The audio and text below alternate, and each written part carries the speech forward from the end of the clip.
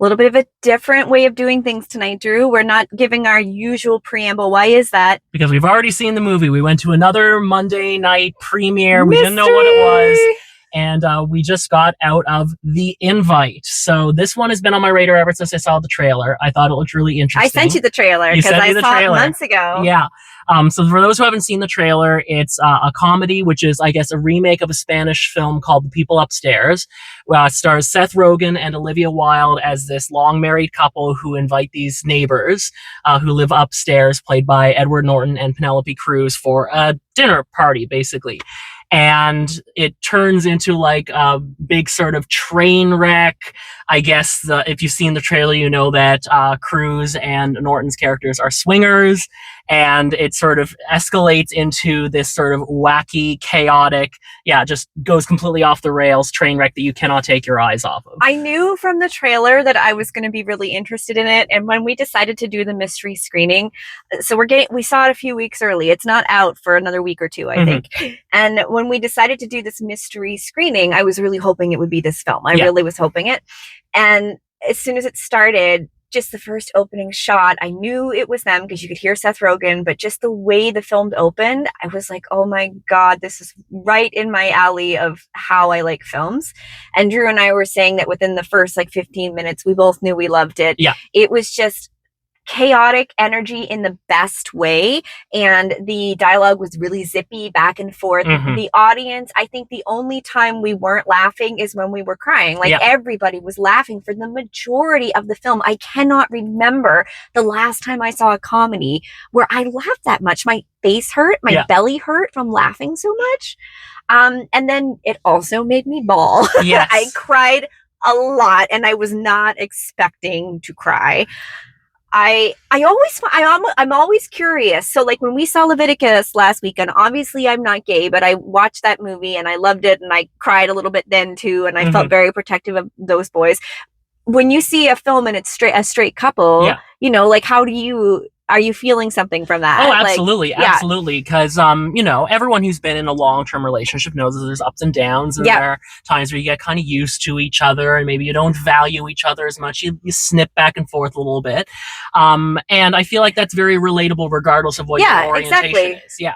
And also, there's the sort of the energy of Edward Norton's character and Penelope Cruz's character, which are these much more sexually liberated people. There's a real sort of edginess to them and a little bit of danger, but they're not two-dimensional characters. No, and they're not intimidating characters. I'm not a swinger. It's not something I would be into. Absolutely no judgment for anybody who is. But they were even convincing me a little bit. I was kind of I could see myself doing that maybe. Even though it's totally not something I would do. So they were very well written and then very well acted. Yeah. And it didn't feel like a trope, the sexy neighbors upstairs. You know what I mean? The thing that I'm amazed is, again, just because of the pace and how snappy the dialogue is, and the camera work is quite interesting for a movie that is basically a dinner party playing out in real time. It takes place in one night. It's literally just this dinner party from beginning to end. Even though there's no action to it, it's never boring. I was never not entertained. There were so many little funny things happening, in their body movements or the props, how they were interacting with the environment, what they were commenting on, the faces they were making and stuff, their tone and their inflection. Everything was so well crafted, and it. Again, we've said this last year, it almost had that stage play kind of feel to it. I was going to say it too. This would work very well. There's a local theater that we sometimes go to. I would totally enjoy a stage version of this. Yeah. I think it could be really, really done well. And I just, there's a few movies that are kind of in this category that I loved growing up, one of them being Eternal Sunshine of the Spotless Mind, which is a little more on the sadder side, but that is one of my all-time favorite films. It just hit every note for me, and it also has a lot of humor and everything. And I think, I don't want to say this was inspired by it, but it's kind of a very similar kind of way of making the film, and it just instantly made me think of that. And I know that Seth Rogen is a big fan of Eternal Sunshine. He's put it in some of his movies. He's put posters, like in Knocked Up there's a poster of it and everything, and he's talked about how much he loves that movie. And I feel like he maybe pulled from Jim Carrey a little bit in that, because I saw some similarities in the performances. His humor was so perfect though, because it was believable. Like I was like, yep, this is how someone's husband would talk. Like I could see this. My husband makes nonstop deadpan jokes all the time. His dad jokes, he was making dad jokes before he became a dad. And they're background noise for me now. And I felt like that was Seth Rogen, like just constantly with the little quips and the kept going. And that being said, though, I don't remember ever seeing this side of Seth Rogen before. Like, we've seen Olivia Wilde do serious stuff. We've definitely seen Penelope Cruz and Edward Norton do serious acting before. If I have seen Seth Rogen in a serious role before, it's escaping me at the moment. Yeah, I've seen him in some stuff. He did that one with Joseph Gordon-Levitt where he had cancer and he was his best friend, and he had a really moving couple of scenes in that. And actually a lot of that was how he was using humor to try to cope and diffuse the situation. So that was really good. And he's done a lot of voice acting and stuff that I've been watching that I really enjoy. But I've seen... He does a lot of like the straight up comedy, but I have seen him do more of these roles where he's got a little bit of both going on. I was so impressed with his performance. Really, again, all four of these central performances are, well, central performances. They are the performances. Yeah. But everyone was just at the absolute top of their game, and everyone has to display different emotions. Even the Edward Norton and Penelope Cruz characters that seem like they're going to be like the wacky, fun swingers upstairs, who are also perfect. They have some real emotional moments, and I was just so completely wowed by the performances, and it's helped by an incredible script. So I looked up who wrote it. Rashida Jones, who a lot of people know, she was briefly in The Office, wrote it, as well as Will McCormack, who is also an actor who has done some screenwriting. And the two of them, they were not the only ones, but the two of them came up partially with the story for Toy Story 4, of all things. Yep. And this could not be any less family-friendly compared to Toy Story 4. But I just thought the script was absolutely incredible. It had a lot of really honest and raw things to say about relationships and grief and growing apart and trying to find, the spark where the spark may not be there anymore. It's remarkably funny at the same time. It's goes earnest. It's very earnest. It feels like something that could really happen, even though the premise is so ridiculous. It just felt very real. And, I saw so many parts of myself in it, and it made me feel really seen. And there were I was saying to Drew, I've read a lot of relationship books, and like I took a lot of courses to help with counseling and stuff like that. And like they obviously put their research into it, because it didn't feel pandering, like, oh, here's the therapist on the couch pandering kind of thing. But there were lines that they said, and the way they delivered it, it was like pulled out of some of these books for me.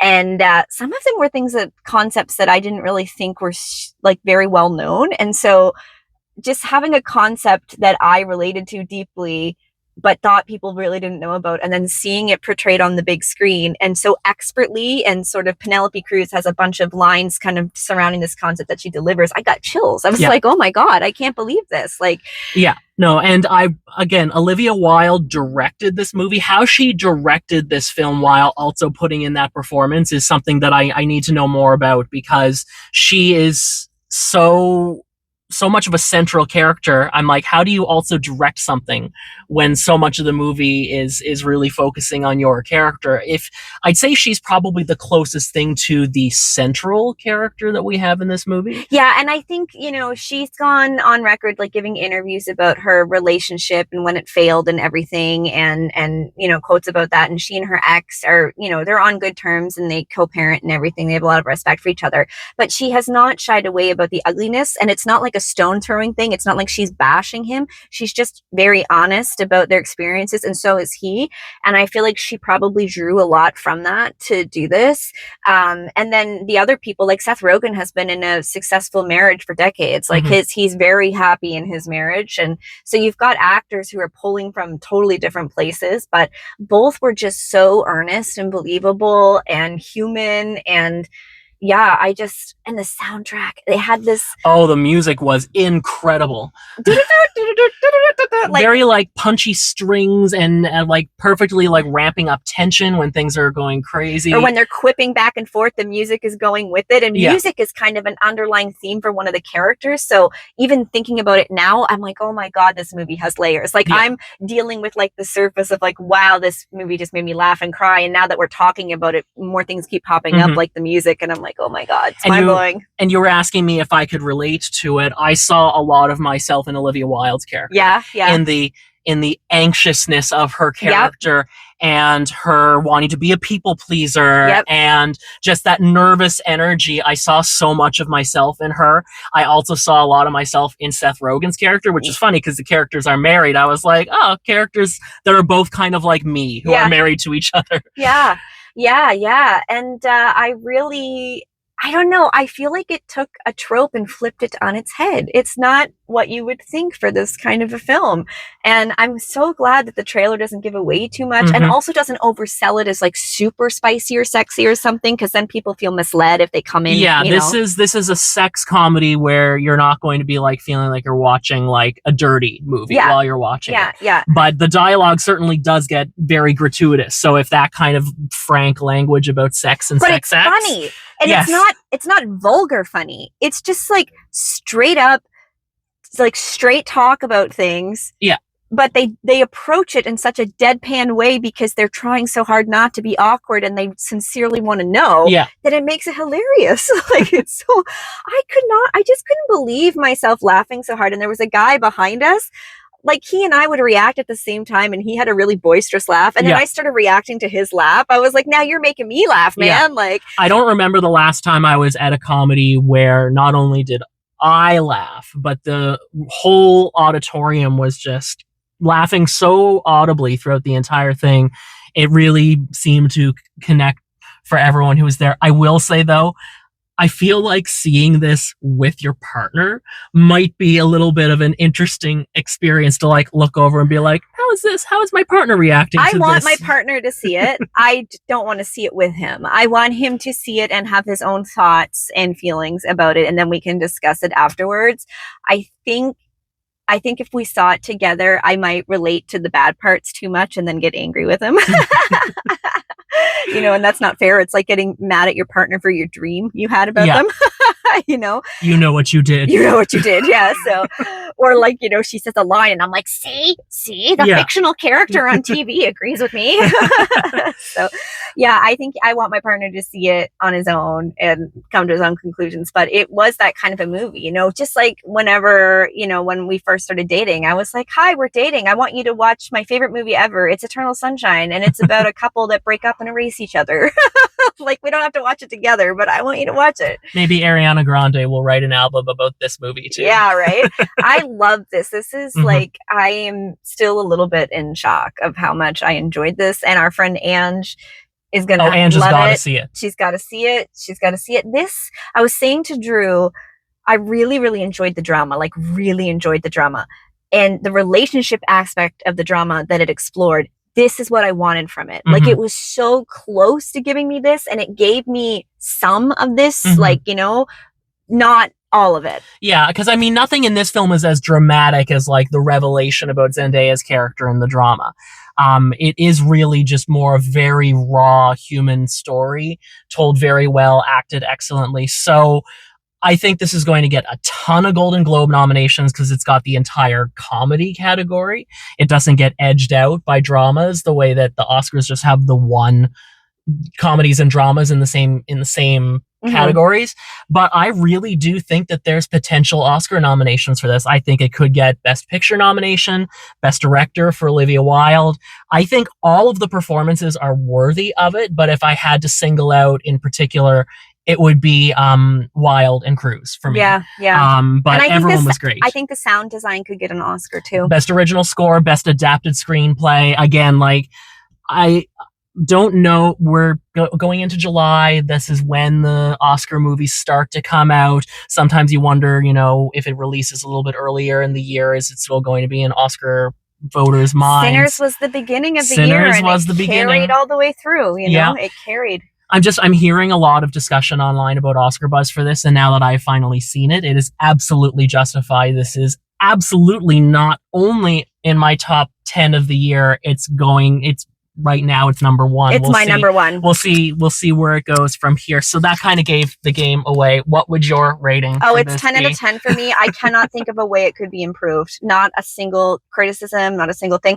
I'm not saying it's for everybody. Don't get me wrong. If you're not into kind of that raunchy comedy kind of thing, it might not be for you. If you're not into talking movies, it might not be for you.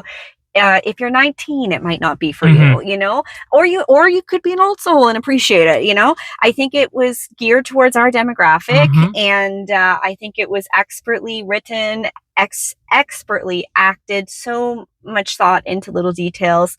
And the ending was just right. I'm always nervous when I love a movie this much, and I'm like, are they going to fumble the ending? Is it going to be satisfying?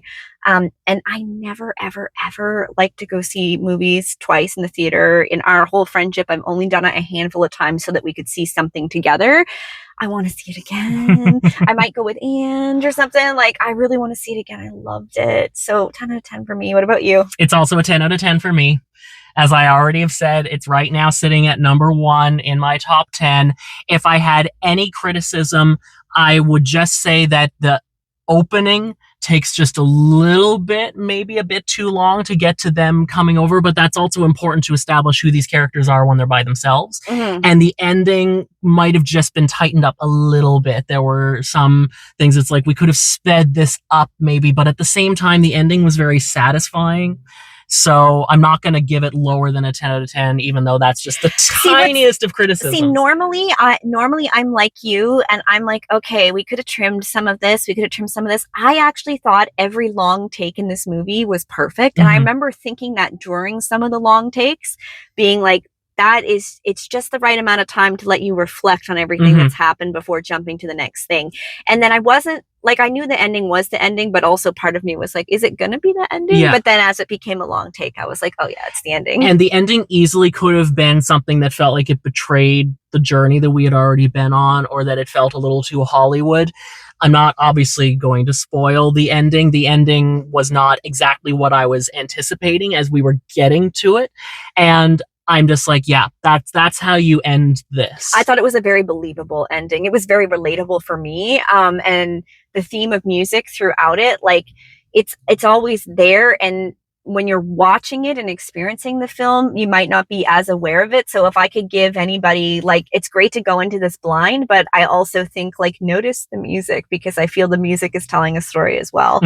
I think it's totally fine to go into this blind, though. Like, you don't get much from the trailer, but it was enough that our curiosity was piqued. But if you haven't seen the trailer yet, but you know that you like these kind of movies, I think go for it. Go for it. Yeah. 10 out of 10. Number one for me. Want to see it again, want my husband to see it, want all my friends to see it so I can talk to people about it. I can't wait to look up stuff on the internet about it. Like, I haven't been this jazzed about a movie in a long time. Yeah, me too. Yeah, it was really wonderful. Those Monday surprise premieres have not let me down yet. This is like the third or fourth one I've seen, and I've loved every single one that I've ended up seeing. So yeah, and normally it's movies this was on our radar. Yes. But normally, like with Song Sung Blue, it wasn't something that we were necessarily going to see. I remember you were really apprehensive about that film, and then when it turned out to be that, you loved it. And then it ended up being our most popular video. Although Obsession's making a run for it now. It is. So we have lots more movies coming up in the future. Really excited about Spider-Man. Probably aren't going to do a review of that. Funny story. We aren't as excited as this lady who is here tonight. Yeah, funny story. Tell the story. So as we were getting our tickets scanned to go in, there was a woman being like, called like one of the employees over, and she was like, "Where's Spider-Man?" And they were like, "What?" And she was like, "I have a ticket to see Spider-Man. It's the 29th. It's the 29th." And she kept saying, "It says early access. It says early access." And it's a month from now. Yeah. She's so excited about Spider-Man. She came a month early. And lady, I get it. I'm excited too. Sorry you didn't get a chance to see Spider-Man tonight. Funny parenting story about raising children. My son's exposure to Spider-Man has been very limited. He's not super into the superhero genre, but the stuff that he has seen is like clips from Into the Spider-Verse and everything. And we were just cycling through reels on Instagram, and I let him watch funny things that I think are appropriate. And a little cosplay thing came up about Spider-Man, and it was Miles Morales and Peter Parker. And my son goes, "Oh, look, it's Spider-Man and white Spider-Man," because I'm not clued in that my son's only reference was Miles. Yeah. So to him, Peter Parker was just the white one. Spider-Man, yeah. But this goes to show how good a character Miles Morales is that the replacement Spider-Man from a different universe is now just as popular in some ways as the original. I'm really excited to see this new film. I'm super interested, and the new trailer also, like, there's a lot of talk about it bringing X-Men back in, or mutants at least, and I'm really excited about that because I love X-Men, and I'm Doomsday. I'm looking forward to that solely because of X-Men. Anything else we have on our radar? The Odyssey. The Odyssey, the big one. And I'm gonna see Evil Dead Burn when it comes out because I loved the last two Evil Dead movies, and this one looks insane. And yeah, I'm sure there's other things on the list that we're forgetting that we'll see, and we may just pick something randomly so that we have something to talk about. There's like motorcycles ripping around us. So that's what you do on a Monday night in the parking lot of the movie theater.